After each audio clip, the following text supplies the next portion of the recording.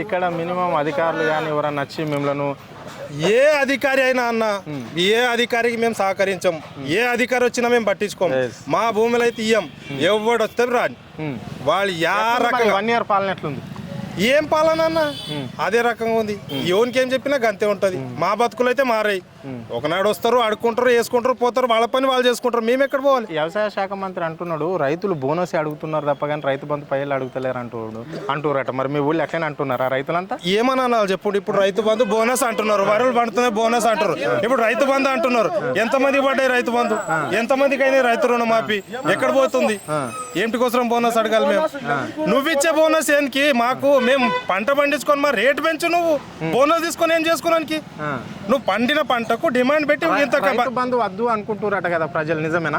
ఎందుకు ఇచ్చారు పిచ్చోళ్ళ? పైలు ఇచ్చినోళ్ళు పిచ్చోళ్ళ. ఇప్పుడు వద్దని అనుకుంటే అప్పుడు ఇచ్చి ఆశ పెట్టి ఇప్పుడు వద్దంటే నేను తీసుకోండి. ఎన్నికల మేనిఫెస్టోలో పెట్టారు కదా వీళ్ళు కూడా. ఏమని? రైతుకు 15,000 ఇస్తాము, పట్టదారుకి కౌలుదారుకి 12,000. ఏడవి రాలేవన్నా?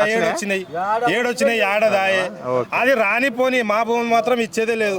పండిందే సాల్మాకు పంట. ఈ పంట పండి 1 ఎకర పంట పత్తి పండిస్తే వచ్చిన ఖర్చులకు సరిపోకొచ్చింది. దాని రేటు పెంచడానికి ఆలోచన చేయండి.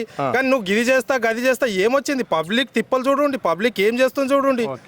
1 ఎకరా ఖర్చు కూలీలకు, విత్తనాలకు, ఏ పత్తి ఏరేటోళ్లకు వీళ్ళకి అంతా పోయినాక రైతుకి ఏం మిగులుతున్నది?